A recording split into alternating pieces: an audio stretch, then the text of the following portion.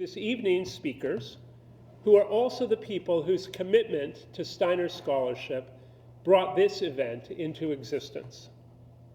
It was more than 2 years ago, on another auspicious day, October 23rd, 2023, when Henry Holland and Aaron French first reached out to me with the idea that Harvard might be the ideal venue for a Steiner centennial gathering that would include the full spectrum of scholarly perspectives on Steiner's work and legacy. After some checking of budgets and any number of new nudges from Henry and Aaron, here we are.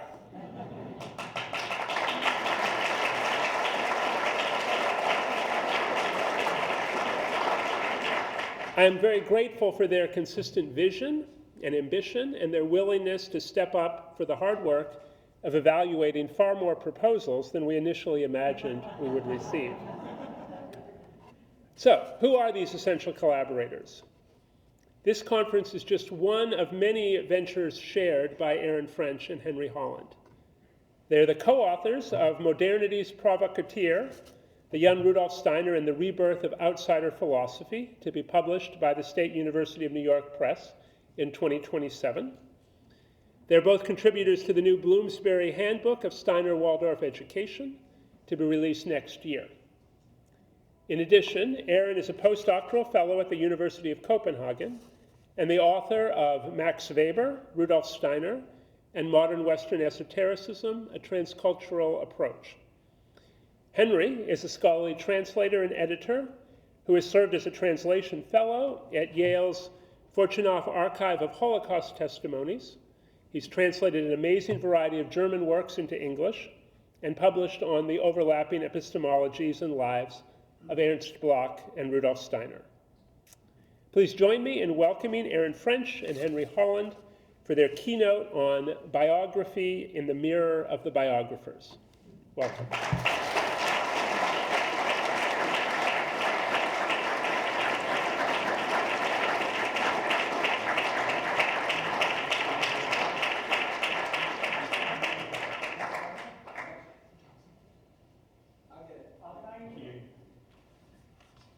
It's okay, it's going to be a joint talk. It's just doing it in two halves rather than splitting the microphone down the middle.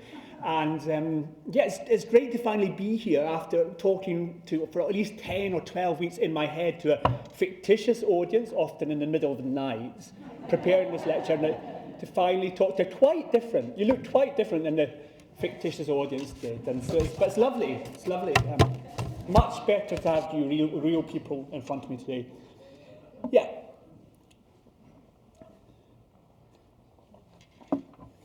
Don't worry, the mobile phone's only for talking. They're not for talking. The mobile phone's only for timing.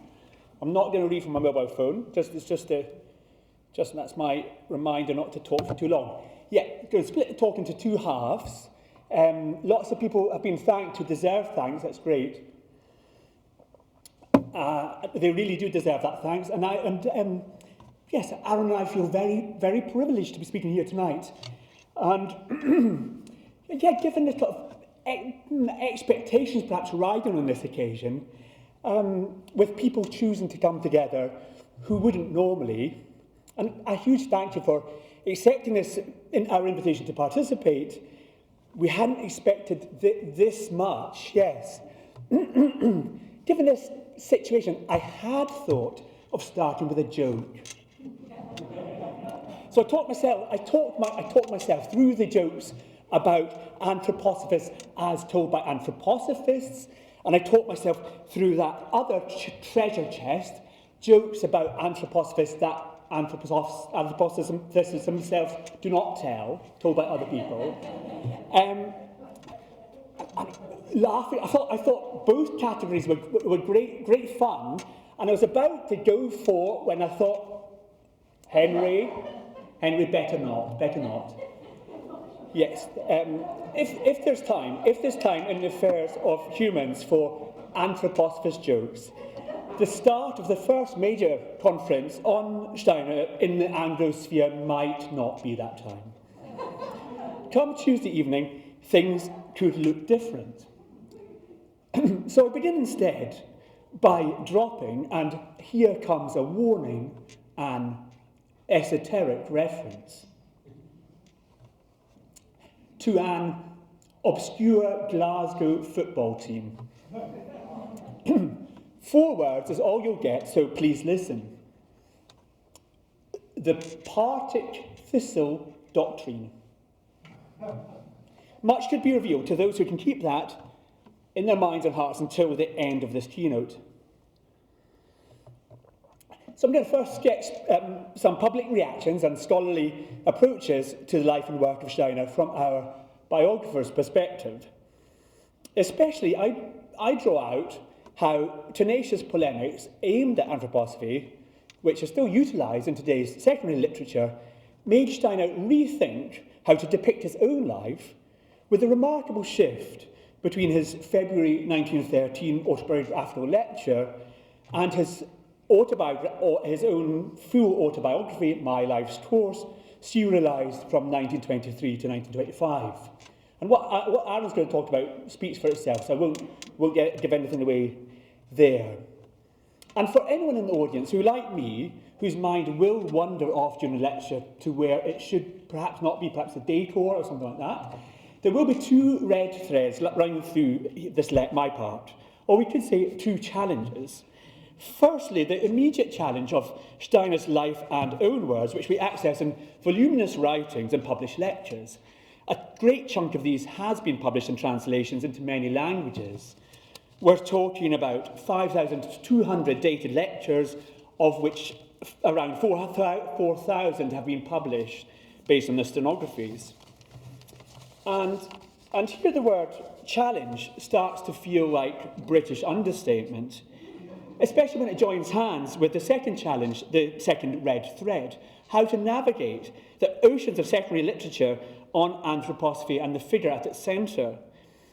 When we incorporate the recent German language secondary literature into this, these scholarly oceans morph into something even larger, true galaxies of knowledge. I won't attempt to review over a century of research. We don't have these extra hours. But we note our privilege in that dozens of researchers who have contributed to the scholarship are sitting with us here today. Many deserve mention, people present and absent colleagues. Given such a bulky and multiplying legacy, individuals like myself start looking around for a key for a meta-narrative. We can be intrigued and educated just at the level of the empirical facts and questions unearthed by this hard-won scholarship. How much did Steiner get paid for his first grown-up job, working on an edition of Goethe's natural science writings? Which of Steiner's acquaintances got the vote for the first time when the franchise for men in Austria was expanded in the early 1880s? But less easily solved questions remain. Who was this figure Steiner, and what was and is his movement? How came it about that the man and his movement provoked and impacted people sufficiently for us to be still debating the legacy a century later? More than any other comparable historical figure, perhaps the first thing people want to know when you mention Steiner is, whose side are you on? Experiment for yourself. On your next tram ride through Leipzig, Vienna or San Francisco, drop Steiner's name into a casual conversation and be the phenomenologist, observing the emotional reaction you can provoke. If whose side are you on is a silly, vulgar question, that doesn't relieve you of the burden of answering it. Critical scholars of anthroposophy and Steiner, the group in which Aaron and I see ourselves, while remembering Robert Burns' verse on the almost impossible task of seeing ourselves as others see us, critical scholars will be exasperated by this talk of sides. Surely this is about using the same toolkit of critical academia for Steiner that we would get out for any other research object. Is it not? Hardline representatives of this position would object to the appellation critical, reminding us that all scholarship worthy of this designation is evidently critical. What else should the world of institutionalized knowledge production be doing? One adjunct researching and writing about anthroposophy, and also about the practice and theory of anthroposophy-inspired art, can also involve creative acts and not restrict itself solely to critical analysis. For our part, with our 2027 manuscript deadline for our biography, we refuse to go trudging after a chimerical Archimedean point where we could subtract ourselves from our study's object and see that object, Steiner, in its true relation to other subjects. This so-called God's eye view is indeed a view from nowhere. And who wants to read a biography written from nowhere? Instead, we embrace the notion of positionality, which has emerged within social science.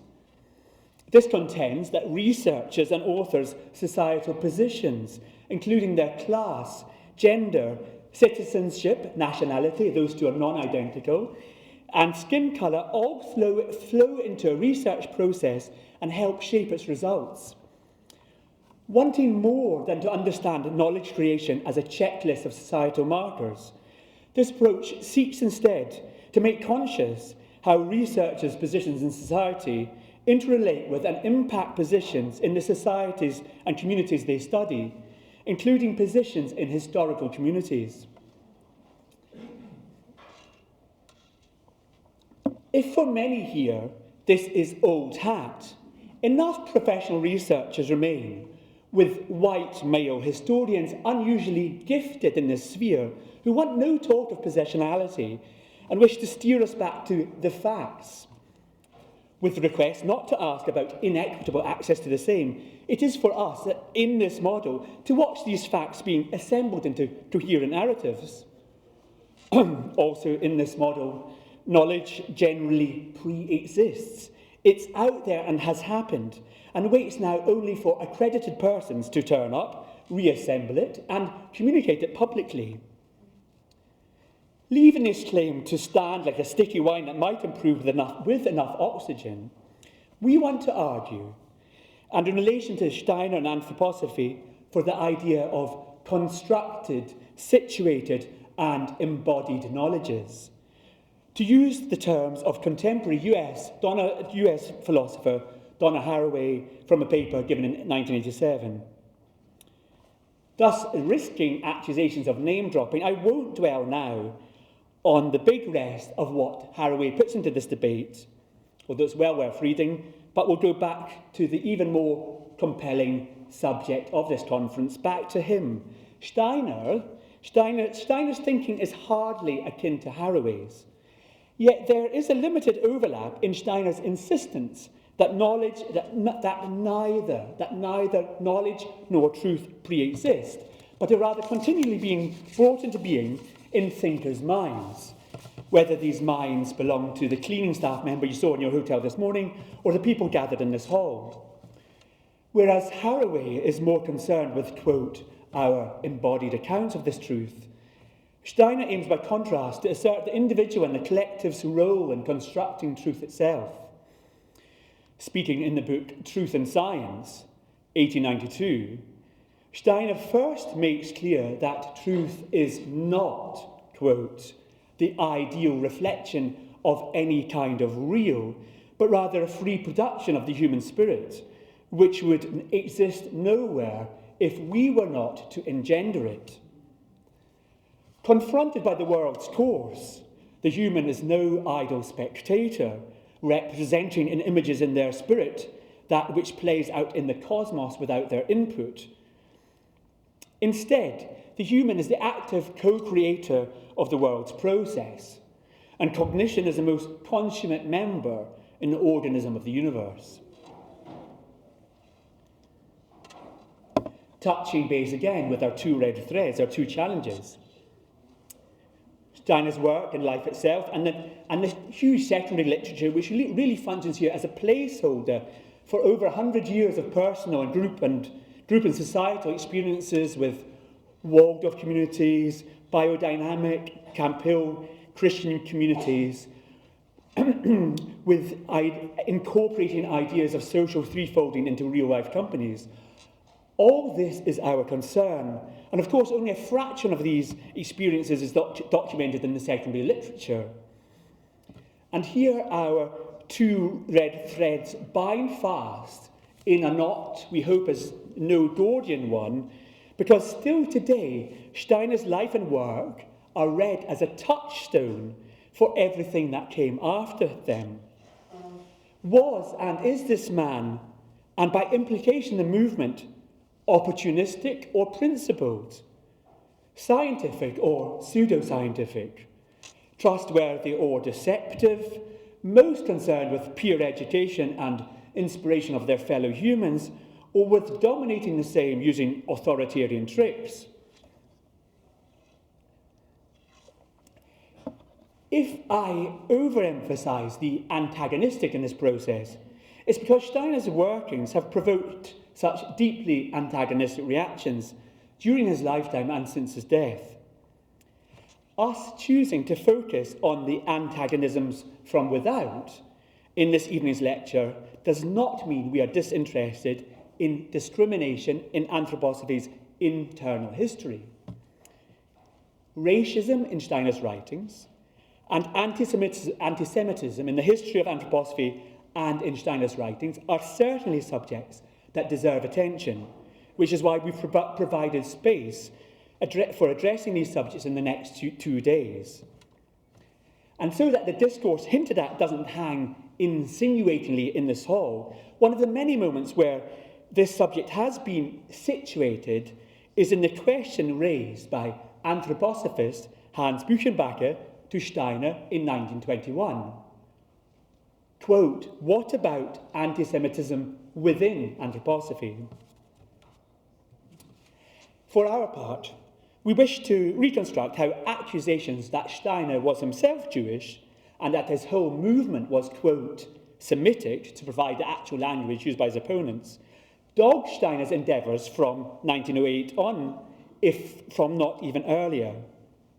A reminder, why were such apparently delusional obsessions not peripheral? Anti-Jewish discrimination and hatred was an appalling yet daily feature of life in the late Wilhelminian Germany, an aspect whose deadliness only intensified following the German Revolution, November 8, 1918, and the start of the Weimar Republic. But to take this one step at a time, most commentators date the earliest public insinuations that Steiner was Jewish to around 1907, but we find evidence of the same in late 1892 in a pamphlet titled Nietzsche's Fools. Ferdinand Tönnies' response to recent essays by Steiner critiquing the newly constituting Society for Ethical Culture, a formation that Tönnies was pivotal in. If Tönnies is known at all today, it's as a colleague of Max Weber in founding Sociology as a Modern Discipline. In lambasting Tönnies' society, Steiner had indeed taken a strongly Nietzschean position. In his rejoinder, Tönnies repeatedly names Steiner, although first characterising the type he suggests Steiner belongs to, these, quote, mediocre half-geniuses, very cheeky spirits. These people haven't been educated in anything decent and are incapable of joined-up thought, but are masters of catchphrases, lounging around in city cafes by day and by night, conducting outre conversations and smelling of cigarettes. Steiner's life in this period did indeed play out on the Bohemian fringes, though you'd search in vain in Weimar in the 1890s for a cafe to lounge in after 6 p.m. Following a series of carefully worded insults, Tönnies then inserts what sounds like a throwaway comment, linking Steiner to Orthodox Jewry in an extended quotation. First citing Steiner's text, that's Tönnies cites, "We stand before a reformation of our whole worldview. All the pains that a race wrestling with the highest questions must go through rest on our shoulders. We experience the torment of the question.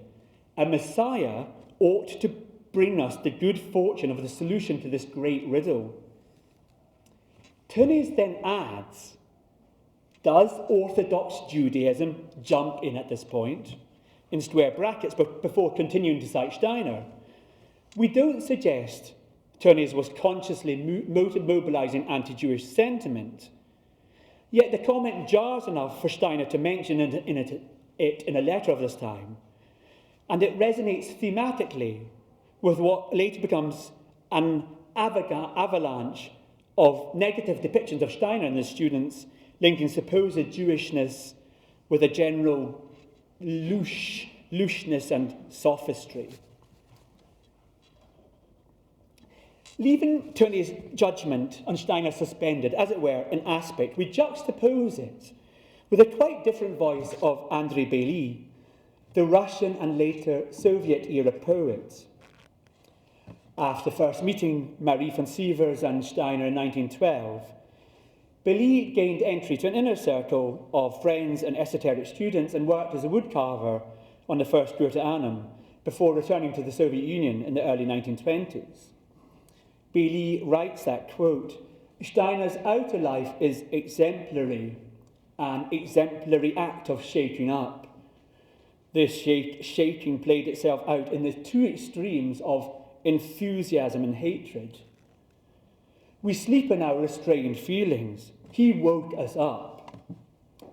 When sleepers are woken, they hear the voice of the waker, but cannot understand the words, and sometimes turn onto their other side, annoyed and cursing. The hatred that Steiner awoke was one such turning onto the other side. Accusations against the doctor were comprised precisely of one's own feelings. Enthusiasm, on the other hand, demonstrates the mere readiness to wake up, but contains within it a turning onto the other side. Enthusiasm did not suffice for Dr. Steiner, and he found the hatred bitter. He was not indifferent to other humans. Bailey's several writings about Steiner surely belong to the most literary, gossipy, and informative hagiography going. They burst with arcana on daily life in Steiner's entourage, the group that Bailey joined intermittently by train around Germany and Europe on packed lecture tours. But returning to what Bailey calls the hatred, by the time Annie Besant, leader of the Theosophical Society, has decided to break decisively with Steiner in 1912, we know she has become convinced that Steiner was a Christian convert to Judaism. Conspiracies to a T, she linked this idée fixe with another hobby's horse. She puts them together, his supposed Judaism and his supposed Jesuit education, and pronounces on it at the Theosophical Society's General Council in India in 1912. This background, she declares, is that's why there's no liberty of opinion in Steiner's German section. Associations are being cemented, and we can document further glimpses of the rumour mill. Franz Hartmann, Steiner's theosophical rival, writing Annie Besant about Steiner's Jesuit education in 1908, and talking openly in the Theosophical Society about his claims against Steiner. Insinuations about Steiner's Jewishness in letters in the theosophical milieu as early as 1902. We don't need to retrace every step of this to guess the pressure it imposed. We will return later to the charged atmosphere after the split of Besant, but jump now forward a decade to the serialized autobiography at his life's end. So much happens in the intervening periods that retelling it now entails necessary omissions.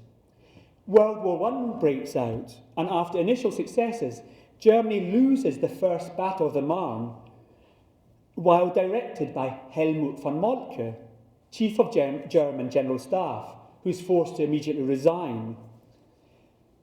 The parts of the German press seize on the friendship between von Moltke, his wife Elise, and the Austrian occultist Rudolf Steiner, and blend a little fact with a lot of fiction to concoct a tabloid story whereby von Moltke, under the sway of Steiner's black arts, is effectively made to throw a battle which is seen as a turning point of the war. The limited factual basis of this is Steiner and Marie von Siever's involvement in Freemasonry, which several historians have written on. This dates from November 1905, if not earlier, when Sievers and Steiner are initiated by Theodor Reuss into the rite of Memphis Misraim. The Masonry matters because following the Marne in 1914, and with only more vigour following Germany's defeat in the war, 1918, the chauvinist and programmatically anti-Semitic faction in the press worked hard, linking Steiner's associations with Freemasonry, Jewishness and socialism to smear him. Steiner himself is not above conspiracist activism and writes an unsigned foreword for a book titled Entente Freemasonry and the World War with his associate, a far-right actor called Karl Heiser.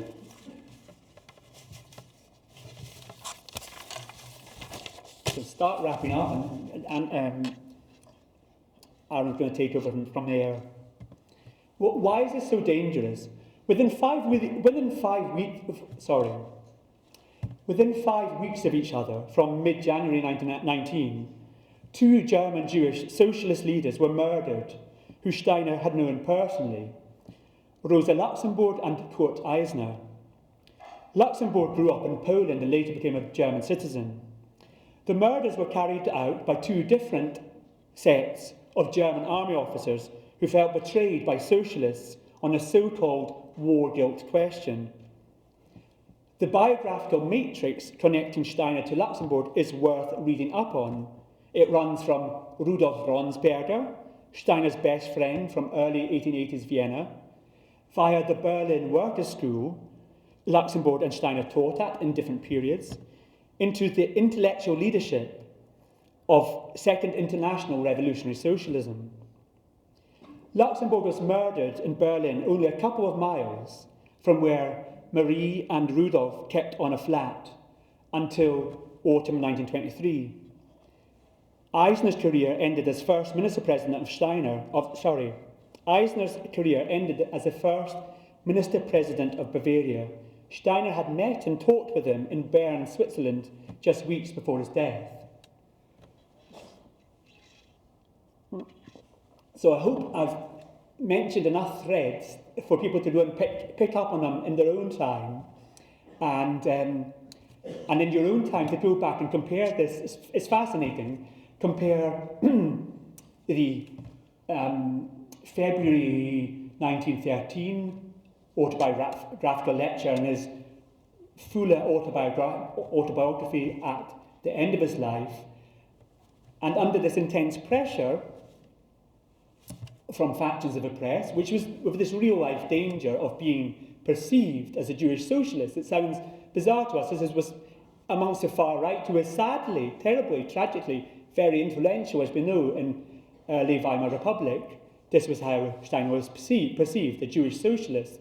Why it was such a dangerous position, and why then, when Steiner came to write the end-of-life autobiography, his depictions of the local Catholic priest, Franz Mares, and of the Catholic Church change.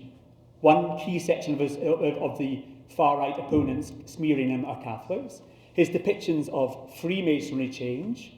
There's a lodge, a Freemasons lodge in his village from when he's around 11 years old, and his depictions of Jewishness change. And Aaron is rightfully signalling for me to round up. I always speak for too long. Yes. I mean, I hope some among you will have been able to listen to all of that. Maybe I probably could not do that. I'm not clever enough. But the brainy people among you might have been able to listen to that while still pondering the riddle of the Partick Thistle doctrine with which I began. Supporting Partick Thistle does not mean a position of neutrality towards either Rangers or Celtic, the great polarities of Scottish football, whose fans previously poured lifetimes of animosity into their rivalry with one another. No, no. Partick Thistle supporters are their own people, their own societal position, even, at a stretch, their own grassroots research position. Which is why it felt apposite to share the long and carefully guarded Partick Thistle doctrine with you. Thanks for listening to my part of the lecture.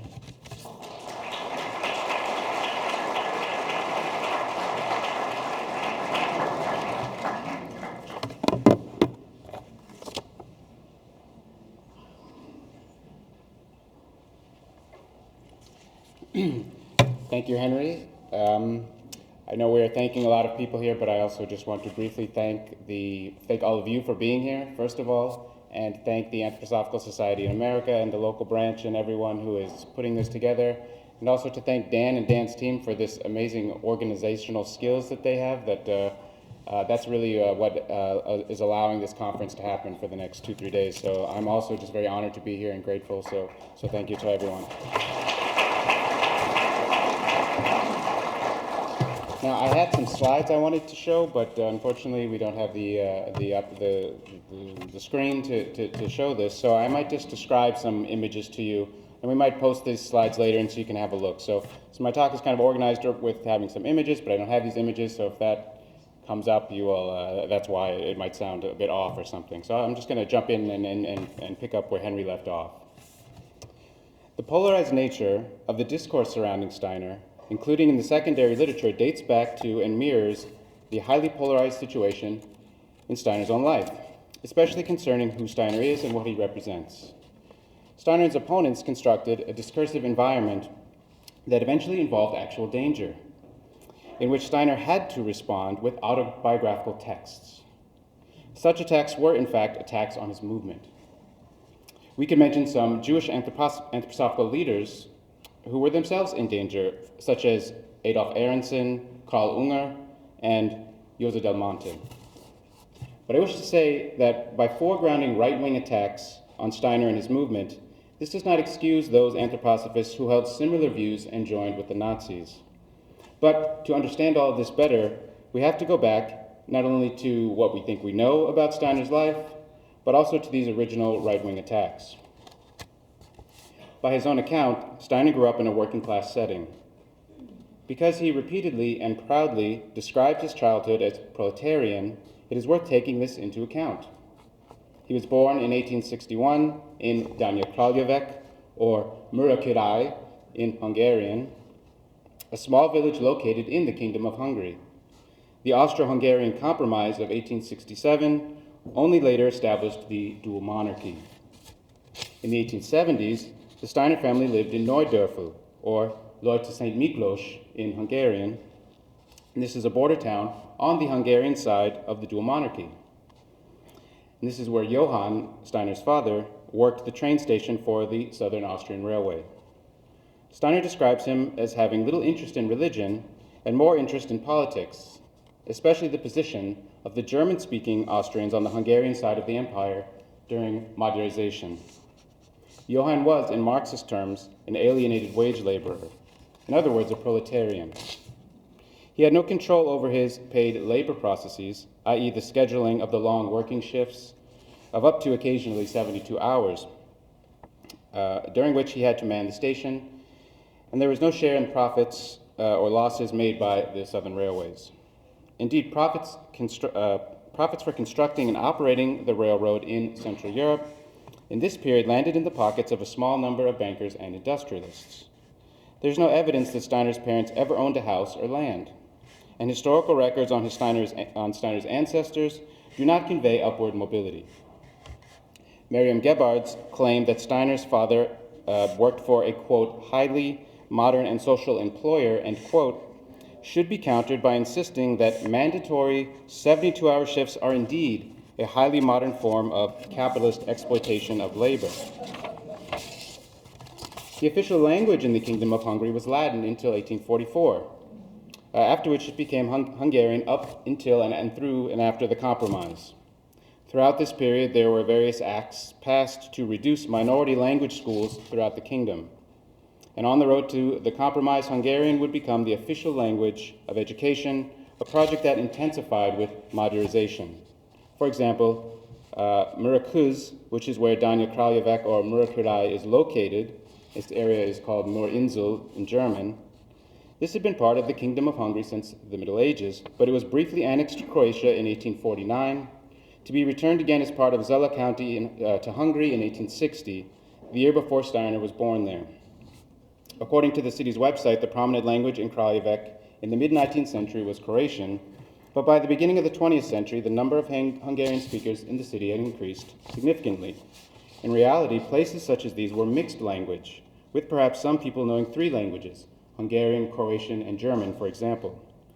Neudorfel, where a young Steiner attended the local school in the early 1870s, following a brief homeschooling by his father, this was a place where both Hungarian and German were spoken, and possibly this was the case even in his school. In other words, it is not clear to me yet if Steiner's school was one of these minority language schools in the Kingdom of Hungary or not. And I had some images of this, where this is in the world, to sort of help you orient yourself a bit more, but you can look at the slides when I post them later to see sort of where this was at the time, how the lines were drawn between Croatia, Austria, Hungary, and so on, and then where this exists now. My next slide is the baptism certificate of Rudolf Steiner. So imagine you're seeing that on the wall. So the officially accepted birth date and the one Steiner used for official documentation and in his autobiography is February 27th. Yet Steiner contradicts this in a handwritten biographical note, published posthumously, in which he writes, quote, "My birth fell on February 25th. I was baptized 2 days later," end quote. Steiner also received 2 letters of birthday greetings on February 25th in 1920 and 1921, which suggests Steiner circulated this handwritten biographical note with the date to inform his closest students of his true birth date, namely February 25th. So which date is correct? From the beginning, then, a certain element of confusion and obscurity creeps into Steiner's life and activities, and his opponents were quick to latch on to this. The accusations which Steiner faced ranged from being a communist to a black magician to everything in between. However, the most often repeated accusations had to do with having Jewish ancestry, a secret Jesuit education, as Henry mentioned, and/or connections to Freemasonry. These claims are, of course, related because in conspiratorial discourse, the overlap between Jesuit, Jewish, and Freemason is quite strong, especially from those who oppose a perceived globalist or internationalist influence. During and following the First World War, Steiner promulgated his socio-political message of social threefolding, which attracted a range of critical responses and abuse, including accusations of communism, internationalism, and of being a type of converso, someone concealing their Jewish heritage. In response, Steiner produced reproductions of an 1879 baptism certificate, which was given to members of the Anthroposophical Association as proof of his respectable Christian background. But Steiner was not baptized in 1879, but rather on either 25th or 27th of February 1861, or perhaps even on both, but that is another story. These reproductions that Steiner made available with the aid of a photographer, these were copies of this certificate, which Steiner and his parents had made when he apparently required proof of identity to matriculate at Vienna's Technical College in 1879. His parents had somehow lost the original, or they had never possessed one at all. And according to one account, they were also surprised when they received this copy, as it had the wrong name on it, Adolphus instead of Rudolphus. And this error also appears in the original baptism book. And so therefore a new corrected copy was made, which carries the date of 1879.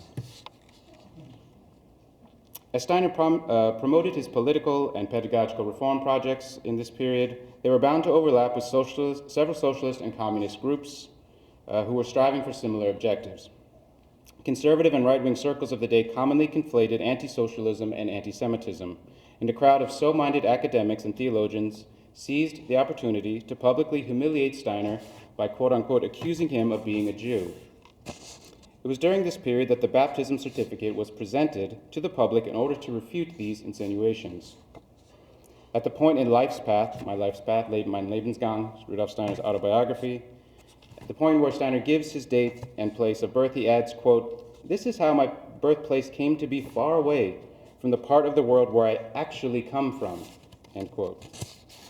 In a lecture dated 1920, he asserts that he was baptized the child of good Catholic parents, even though elsewhere he states that religious things were not discussed in his parents' house, and that there was no special interest in religion. And not to mention the fact that his father forcibly removed him from altar boy service, and perhaps most significantly, he was never confirmed. The point is that Steiner wanted to make it clear to his critics that although he was born physically in the Kingdom of Hungary, in a Slavic language-speaking village, and grew up partly on the Hungarian side of the Austro-Hungarian Empire, he, Steiner, nevertheless comes from Ausstammen, the region of Lower Austria. The next slide is an image of Steiner's notebooks, 2 pages from one of his notebooks. It's a notebook from 1921, and here we would see, well, I've seen it, but you'll see later. You can imagine it. We see Steiner preparing for the summer course of that year. And at the summer course, there is to be a discussion of his opponents, about his opponents. And Steiner's making a list. He makes a list that is broken up into 5 central categories of his enemies, or of the enemies of his movement. The first category is Protestant theologians. And there were plenty of those running around. So this is actually blank, which it almost implies that there are so many, why start naming them? Where the other ones all have names. That's just my own interpretation, obviously. But there were lots of the Lutheran Protestant theologians wrote this way about him at this time. The second category is the aestheten, the aesthetes, the literary people, the artists, etc. And here he only lists Hermann von Kaiserling, who started the Schule der Weisheit in Germany, and he was a kind of writer, travelogue, also esoteric, spiritual guy, and there was this conflict between them. The third category is anti-Semitic, and in the German, just read the German for you, Organisierte Gegnerschaft, Rassenleute, Alldeutsche, meaning the Alldeutsche Verband, etc. And so under this group, just to translate the German, this is this sort of organized opposition, anti-Semitic, and Rassenleute is like people interested in race, basically. And here he has many names, one of which is Karl Röhm, who I'm going to come back to. You could see all the names if I had the slides, but you only get one, which the only one I'm going to talk about anyway from that list is Karl Röhm. But actually there's another one which is not a person, but a book that was published at the time called the Semi-Kirchner. So I'm going to come back to that one also. The fourth category is Jesuit Catholic. And one of the people in this list is Max Cully, who's a priest I'm going to talk about. And the final list is the professors and the scholars.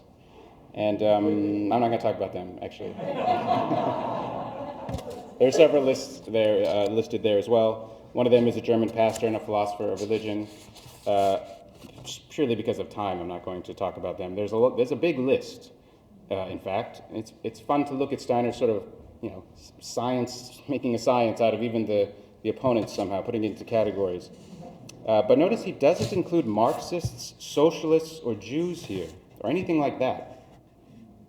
I think this makes clear who Steiner considered his enemies. In my opinion, he is trying to make inroads with these other groups left unmentioned, to work with them. This is why he is seen as a collaborator by his enemies. And this does not mean he had no enemies from, let's say, the left. He did. But they were clearly of less importance and posed less of an imminent danger. Now, I add 2 further categories on this slide with more names, which you don't get to see, and that is rival occultists and conspiracy theorists. So now I'm going to just explain to you a few of the names, the background of some of the names on these lists, just so you can get an idea. The first one is a book called the Semi-Kirchner. Hope everyone's okay. Just getting seats. Okay, thank you. The first slide that I would have showed, or you can, I'll just describe it to you. It's a book. It's the cover of a book called the Semi-Kirchner. And this actually this was published before the war. So this activity I'm talking about begins even before the war, and as Henry mentioned, begins at the end of the 19th century. Starts to gain some traction. And so the Semi-Kirchner is a literary lexicon of artists, musicians, writers, bankers, lawyers, revolutionaries, women's rights activists, etc., who were of Jewish descent and worked in Germany, or who were presumed to promote Judaism. The title Semi-Kirchner was based on the renowned German literary almanac by editor and writer Joseph Kirchner, a reference work of biographical entries of German writers. The Semi-Kirchner was published in 1913 and edited by Philipp Stauff, a prominent anti-Jewish journalist who was close friends with the occultist Guido von List and the chairman of the Guido von List Society, which promoted the extreme right-wing nationalist esotericism known as Ariosophy, which Steiner publicly rejected. The front page of the Semi-Kirchner is decorated with a swastika, and throughout this lexicon, this symbol is used to designate those of the non-Jewish Germanic race, while the Star of David is used to identify those of Jewish origin. Here it states that although Steiner is ostensibly of Catholic pedigree, his thinking is so Talmudic that he must certainly be a Semitic crossbreed. Eine Semitische Mischung. Steiner is also said to resemble Ignatius Loyola, who, it is claimed, founded the Jesuits based on his own Judaism. And because Steiner was born on the borderlands between the Slavs, Hungarians, and Germans, this should be indication enough of Steiner's Jewish background. Now I want to talk about Karl Rome for a second. And this is, there's another slide that has a list of questions that he sent to the siblings of Steiner in 2019. The siblings of Steiner had may I read it to you? Maybe I explain this. If I don't, I'll fill it in. Who is Karl Rome? He was a writer, a publisher, and an aggressive anti-Semitic proto-Nazi occultist. Rome claims that his people have been checking up on Steiner's background and that something is not right. It is suspected that Steiner is actually from a Jewish ghetto in Galicia. In 1919, Steiner's siblings write to Rome from Horn, attempting to refute these claims in an official capacity, like with an affidavit. And Rome replies that what they've written is not clear, and he gives them a long list of questions that they need to answer. So I'm just going to read some of these questions. On what date and where was Rudolf Steiner born? When and where was he baptized? How long did Rudolf Steiner remain in his place of birth before his childhood, or during his childhood? What was Rudolf Steiner's father at the time of his birth? What was his mother's name? Where did she come from? When did Rudolf leave his birthplace? And then there it keeps going. And interestingly, everything you find, not everything, but a lot of what you find addressed in the autobiography clarifies all of these questions, and almost like, one by one, he goes through these things, making sure that they're clarified.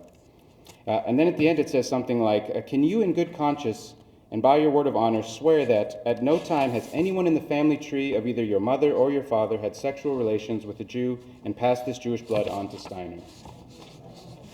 So you can imagine how fun it is to get a letter like that. I'm joking, it's not funny though, but there was a slide of Aleister Crowley, who had some things to say too. He's not necessarily a right-wing thinker, but he also basically confirmed in print that Steiner was responsible, in the English language in print, that Steiner was responsible for the Germans losing the war. The next slide is someone named Wolfgang Kapp, imaginary slide, image slide. We're making slides, images of slides in our imagination. Who was Wolfgang Kapp? An East Prussian government official who had attained a high rank, a conservative, ultra-nationalist Junker.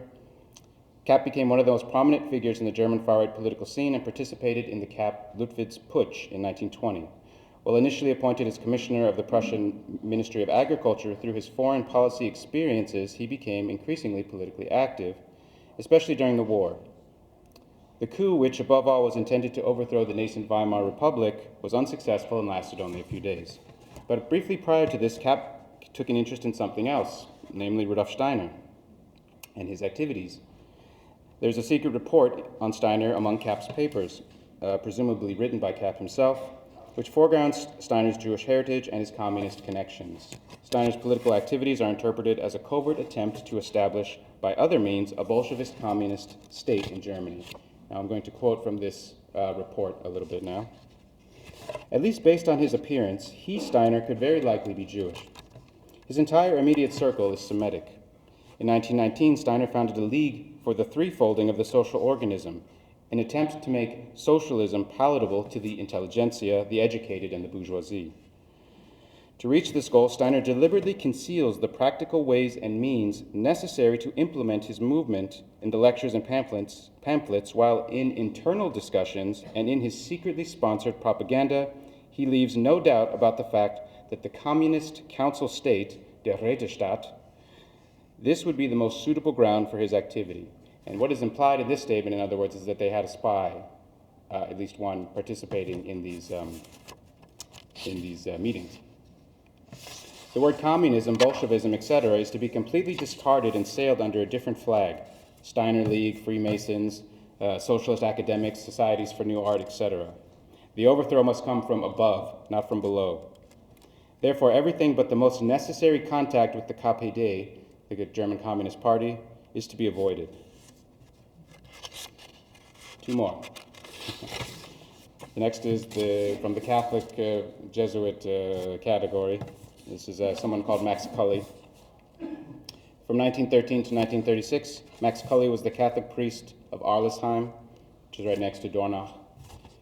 The year after Steiner passed away, he published a book called The Truth About Theoanthroposophy as a Sign of Cultural Decadence, in which he accused Steiner and anthroposophy of participating in a worldwide Jewish conspiracy and practicing sex magic. In terms of Steiner's sociopolitical ideas, he said, quote, "We find Steiner's proposal to irresponsibly transfer capital to an internationally organized body of spiritual workers extremely questionable from a national point of view, for this means no less than handing it over to internationally organized Jewry and entrapping it in Jewish slavery," end quote. Kapp was connected to right-wing Catholic groups, and he was incensed that the anthroposophical movement had founded its headquarters on Swiss lands. He produced several texts opposing Steiner's activities and belonged, for example, to the Action Française, an ultranationalist, militant Catholic, and anti-Semitic group in France. The final, this is from my own category that I mentioned about conspiracy discourse. And this is two people I just want to highlight who take this up further, more from these were conservative thinkers, but more from this, what became part of the conspiracist discourse at the time, the discourse on conspiracism. And this is Nesta Helen Webster and Christina Mary Stoddart. Who are they? Nesta Helen Webster was one of the one of the most well-known and influential figures in the history of conspiracy theory. Her writings are still being published today, reprinted. Her writings center on the apparent link between secret societies, communism, and occultism, which she says is a combined effort to bring about world revolution. She contributed many articles to The Patriot, a far-right British political periodical of the interwar period, where after Steiner's death, she comments on his likely being of Jewish extraction and asks, quote, "What was the real objective of Steiner's teaching? Whether he was at heart a pan-German, a Jew, an Illuminatus, or simply a businessman exploiting the credulity of his disciples, it is difficult to decide." To conclude, she cites an article from the Morning Post, which, quote, "locates Steiner and at the inner circle of world revolution, where he formed the link between the Bolshevist and pan-German and monarchist societies, as well as with the high grades of Grand Orient Freemasonry," end quote. One of Webster's disciples, Christina Mary Stoddart, was deeply influenced by Webster's writings and ideas, and she wrote under the alias Inquire Within. Stoddart was a member of the Hermetic Order of the Golden Dawn, who around 1920 became convinced that the society, unbeknownst to its members, was about to become the center of a plot to overthrow civilization. In her book, Light Bearers of Darkness, published in 1930, not only is there a chapter called, quote, "Oriented by Jewry, the Theosophical Society," end quote, but also a full chapter on Steiner, in which the author comments on Steiner's threefolding and economic theories as a quote-unquote mad communist scheme, and that Steiner advocates that all nations, peoples, and races should be divided into 3 international, independent, autonomous corporations. In her follow-up book, The Trail of the Serpent, Stoddard again devotes an entire chapter to Steiner, explaining that the purpose of her book is to, here's a quote from the book, quote, to materialize these invisible masters and allowing the Kabbalists to speak for themselves to arrive at the revolutionary and Kabbalistic Jew, the most cosmopolitan of peoples, who have the hope of merging all races, all faiths under the law of this, their unity of race, thus creating the greater Judaism, end quote.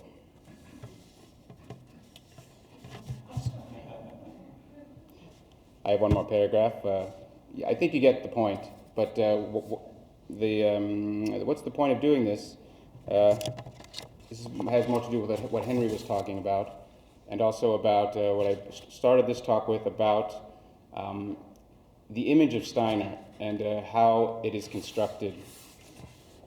So we have 2 autobiographical texts, My Life's Course, which was serialized in the pages of the Goetheanum from December 1923, and the lecture given in February 1913 to the newly founded Anthroposophical Society. The goal of this keynote, our keynote, has been to show that these texts were in part responses to the malicious public polemics which shaped the ongoing image of Steiner. In other words, we have offered a recontextualization of the way in which we see Steiner's life by focusing on how his opponents saw him, as well as by noticing how Steiner and those connected with anthroposophy responded. And this can also help us understand the idea of situated knowledges as well regarding these autobiographical texts, the writings of Steiner's opponents, but we can also extend this to the biographers of Steiner, past and present. Thank you for listening to my part of the talk.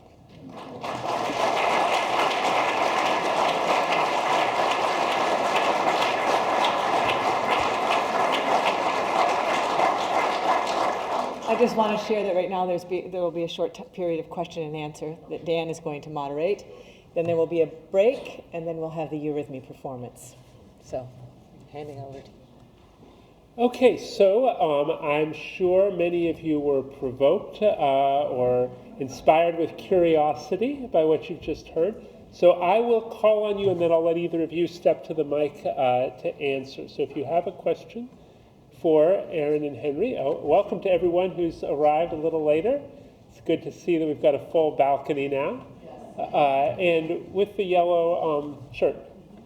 And Hi, did these attacks and these sort of tactics from the right wing, were they extended to people in Steiner's circle, or is it really personally toward him specifically?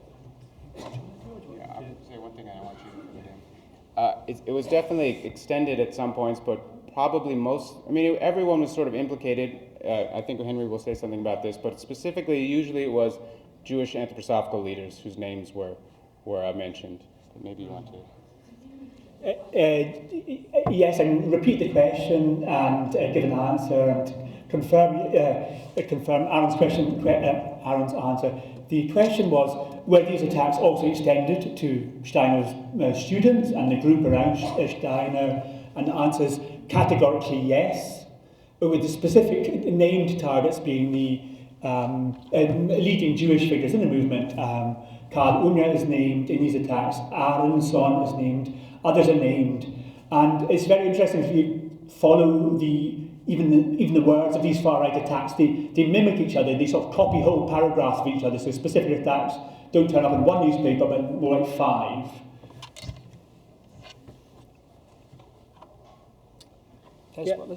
Yeah, so I'm just going to suggest, since not all of us have ideal hearing, that if you're able to come forward to the mic with your question, that would be great. Otherwise, if you're like in the middle of your row, we will try our best to repeat the question in the mic after we hear it. But yes. Good, yes. And then we will also repeat it, yes. Thank you for the presentation. I was curious if you could say any more of the point you made at the very end of cosmopolitanism being associated with being a Kabbalist or a Jew. Was Rudolf Steiner's general emphasis on cosmopolitanism read during that time in that light? Or I'm curious if you could say any more about that. Yeah, so So the question was just to elaborate on the accusation of cosmopolitanism and how it fit with the other accusations made against Steiner. Yeah, I mean, just to say one thing about that, it wasn't read that way by everybody, of course, but in certain contexts it was interpreted and read that way.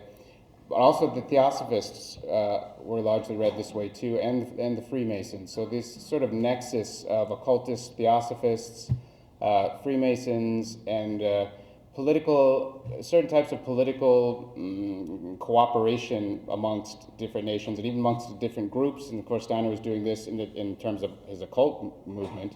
But this could all be framed in this light. And for example, the Theosophical Society, the motto of the Theosophical Society is universal brotherhood. And this became hugely challenged during the First World War by all the different theosophical groups and theosophical related groups even. So it's partly that too, that the Theosophists had their motto of universal brotherhood, and Steiner was the head of the Theosophical Society, or the secretary of it for a while, and a lot of Theosophists were with him, and he had Freemasons there, and so that's kind of how the picture emerges. I think I'm going to take the privilege of asking a quick question myself, which is, could you, to sort of flesh out a little bit more the claim you're making about the 1923 autobiography? Are you claiming that in that autobiography he responded to these right-wing anti-Semitic attacks by playing down his own Jewish connections with potentially quite devastating consequences later on, or is that simply something I was imagining as you spoke? Yes, Dan, thank you. Yes, that's partly what we are claiming. And it becomes really concrete, the question of Steiner's Jewish connections and Steiner's attitude to Jewry, to Judaism. It becomes concrete in the incident about the founding of the Freemasons Lodge, and Steiner getting founded from 1871, opening 1872. During that founding, the village priest, Franz Mares, polemicizes in an anti-Semitic way against the Freemason Lodge. And Steiner quotes what he says.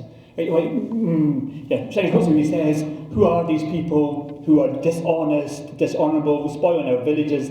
Those are Freemasons, those are Jews. So he quotes this in both the 1913 text and in the end of life text.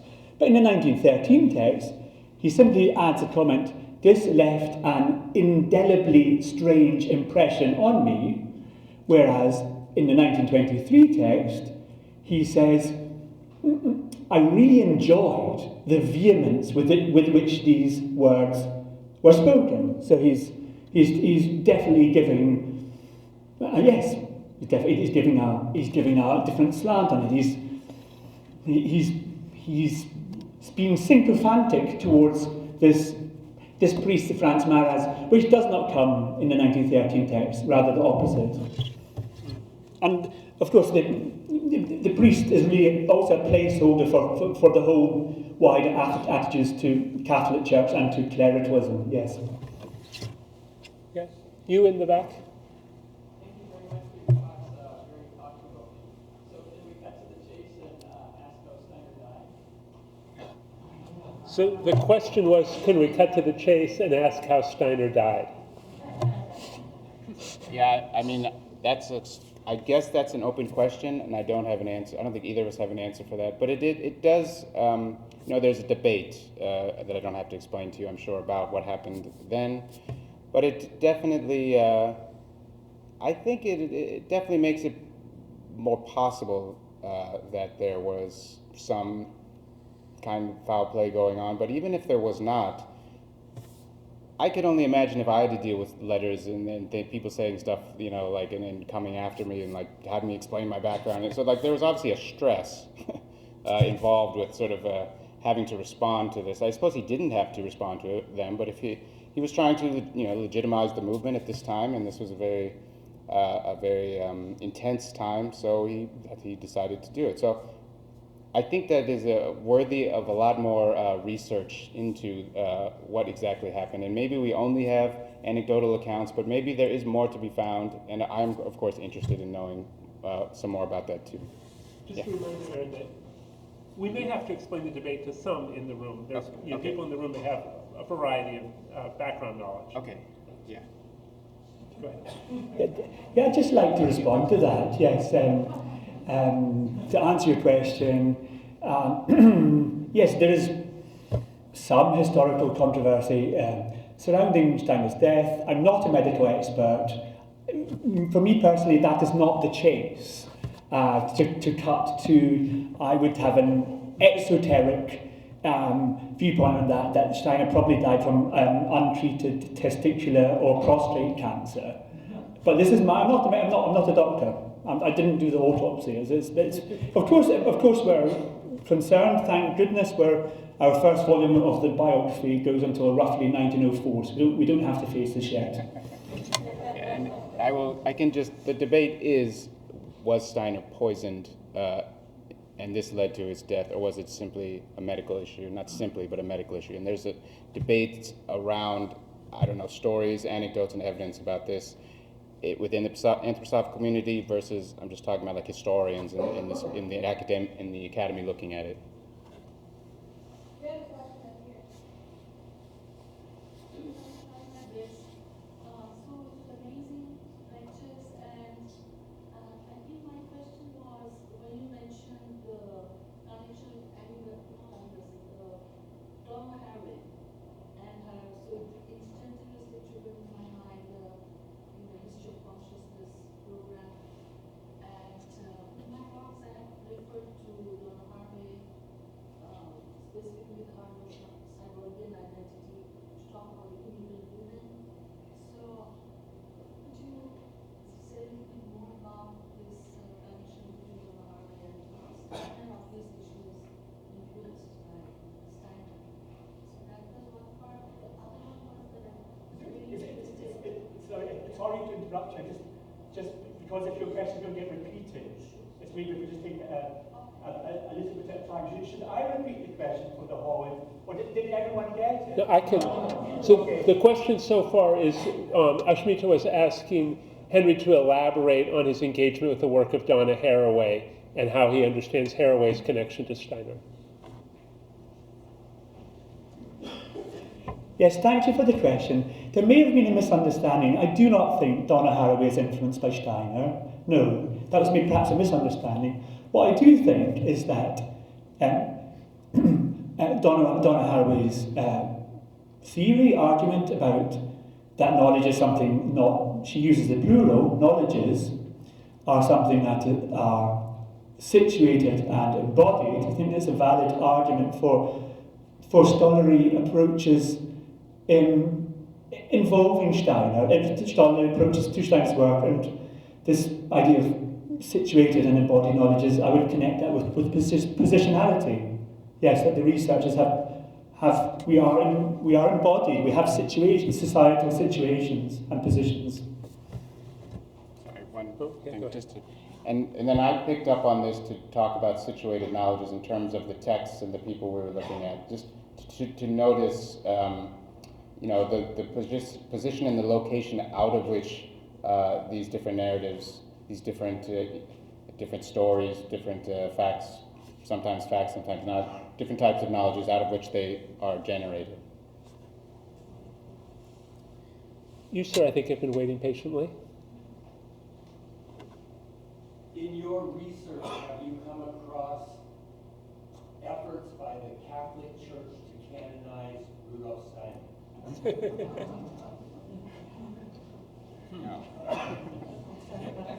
I think that's a quick one. Sadly, no. I mean, that would be great. It would be a great boost for book sales, but I don't think we'll find that. Sadly. I'll share something with you later. Please do. That'd be a good talking point afterwards. Yes. Far back corner. Hi. Curious, in your research, Steiner von Sibberts and Rudolf Steiner in relationship to him distancing himself from Judaism, and whether that's even a relevant question in the context of what we're talking about.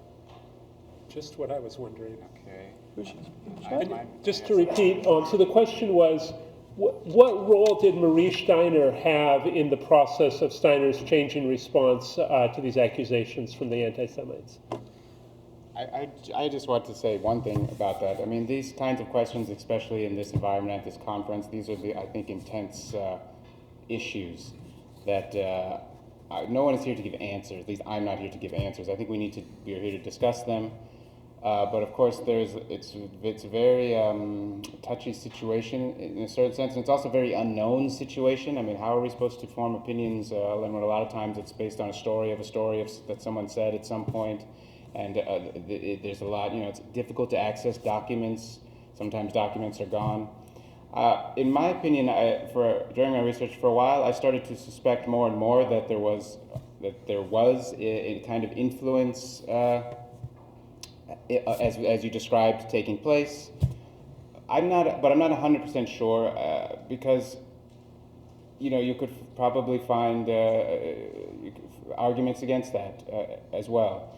But the one thing I have thought a lot about that I came across is I do think it's interesting that when Steiner meets her and gives a lecture to the Theosophists, she's the one who asks him about what about Western theosophy?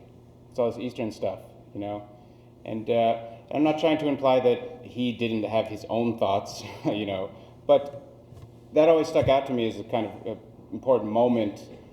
And the extent that we could say more things about that, I think it requires, at least for me, more time, more research, and so on. Can I Go ahead. Yeah. Just give a quick answer as well on that. Yes, I think it's a completely relevant question, and I think to avoid misunderstandings, although there's a public distancing himself from Judaism in this end-of-life autobiography, we do not mean to say he distanced himself from Jewish friends and colleagues. He didn't do that. There's no betrayal on that personal level. There's a series of statements about Judaism which people have got a right to find anti-Semitic or offensive, but there's no betrayal, there's no distancing on a personal level. And reading between the lines of your question, which I think is completely relevant, is what I'm hearing is something like a question like, was Marie von Sievers more anti-Semitic than Steiner, perhaps? And I would not like to give a quick or trite answer on that.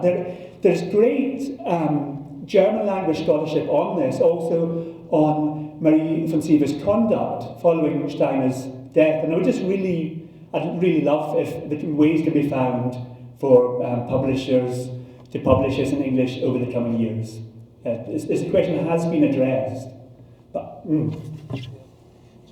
I'll just say, follow up on that, for something for maybe to think about. A variation on that question would be, to what extent could you have given the same talk you just gave about Rudolf Steiner about Marie Steiner? To what extent was she herself impacted by this barrage of anti-Semitic critique, or given her different, biography, was she basically not the target of that critique and therefore in a different situation? You don't have to answer right now. Yeah, maybe we're.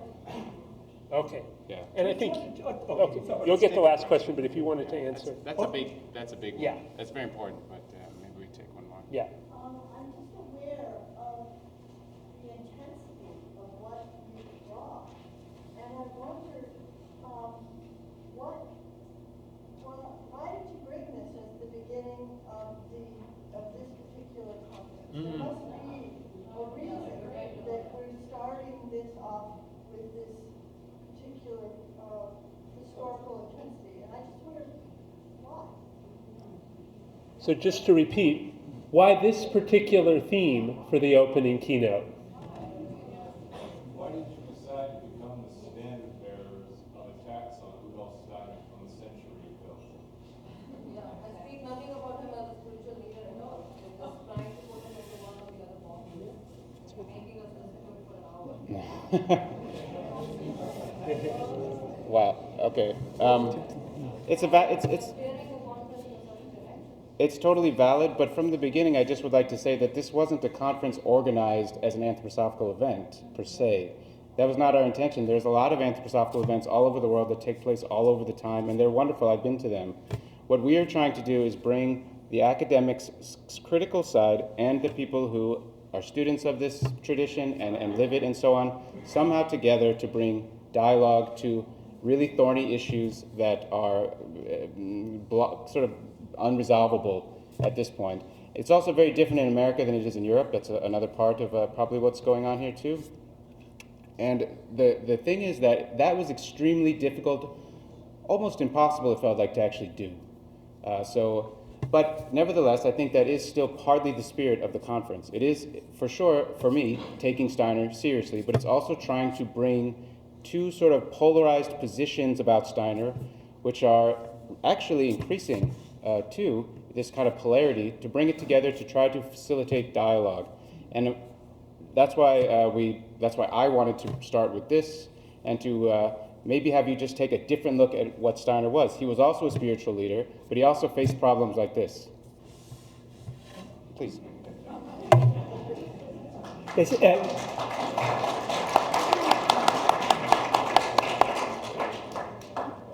yes, thank you for the feedback. We're certainly not standard bearers for a bunch of anti-Semites. No, we're not that, not at all, not in the least. And to give a more fuller answer to your question, I think I would say is what happened in the history of anthroposophy is something like an early life trauma, and which affects the history going on. We're certainly not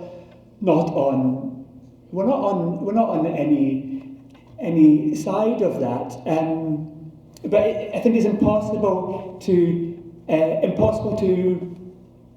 understand what happens after unless we know more about this period. We're certainly interested in Steiner as a spiritual leader, otherwise we would not be writing a book.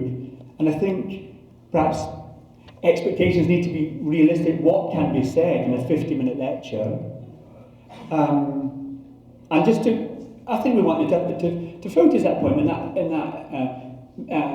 May 1922 lecture in Munich, where the stage was stormed by far-right activists, where Steiner spoke. It was like a life or death situation, and in anthroposophy's early years, it went through a life or death situation, and I think that's relevant for what comes after.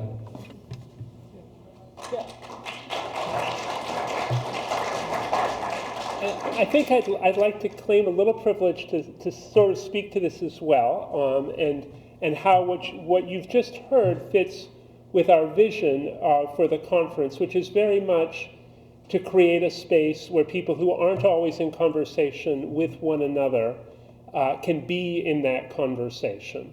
And what I heard the two of you offering that was very helpful to me was another piece of data that can frame some of the debates that have been rather polarized.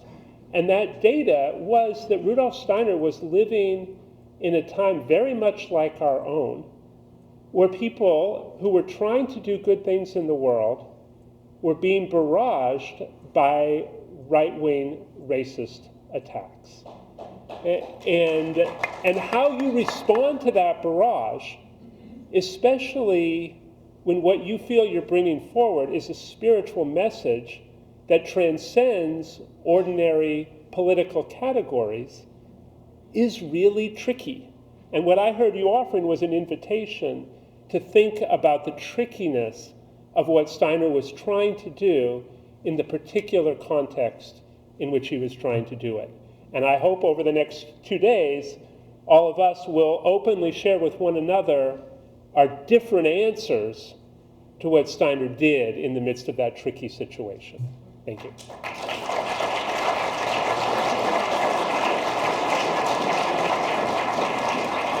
I want to say thank you to both of you, and also to acknowledge that this reception is being hosted by the Anthroposophical Society in the United States of America. And it started with a conversation that Dan and I had back in June, at least, and I appreciate what you just shared. And also, I started in a very specific place, which was to acknowledge that we live within a healthy social organism.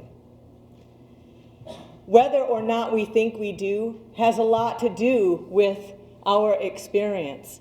And in the process of planning this event this evening, the prospect of having what might sometimes be uncomfortable discourse, we didn't shy away from that. We owe it to ourselves to be able to have this, I'm going to use your words, critical analysis of the work of Rudolf Steiner. And I, for one, am thrilled that this room is packed and that we have traveled from near and far to engage with this. And the hope is that with an open mind and a warm heart, we will leave after these few days together with an increased awareness about who Rudolf Steiner was, who he is, and the legacy that he brought to humanity, how it will go forward. So thank you. Thank you, Dan. Thank you, Henry. Thank you, Aaron. And now there will be a short break, and we'll get this podium out of the way, and Eurythmy Spring Valley will bring the art of eurythmy into our midst. Thank you so much.